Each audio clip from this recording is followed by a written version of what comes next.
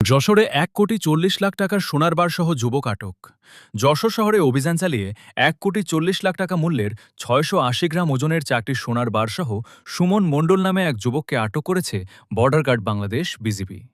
রবিবার ভোরে যশোর নড়াইল মহাসড়কের নীলগঞ্জ ব্রিজ এলাকায় অভিযান চালিয়ে তাকে আটক করা হয়। পশর ব্যাটালিয়ন ৪৯ বিজিবি এর অধিনায়ক লেফটেন্যান্ট কর্নেল গোলাম মোহাম্মদ সাইফুল আলম খান এক সংবাদ বিজ্ঞপ্তিতে জানান, গোপন সংবাদের ভিত্তিতে রোববার ভোর ৪:৩০টার দিকে যশোর ব্যাটালিয়নের একটি বিশেষ আভিযানিক টহল দল যশোর নড়াইল মহাসড়কের নীলগঞ্জ ব্রিজ এলাকায় অভিযান পরিচালনা করে।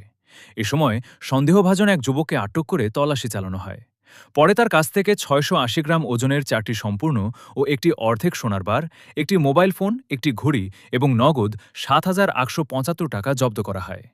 প্রাথমিক জিজ্ঞাসাবাদে আটক সুমন মণ্ডল জানান, তিনি ঢাকা থেকে যশোর হয়ে বেনাপোল সীমান্ত দিয়ে ভারতে পাচারের উদ্দেশ্যে সোনার বারগুলো নিয়ে যাচ্ছিলেন।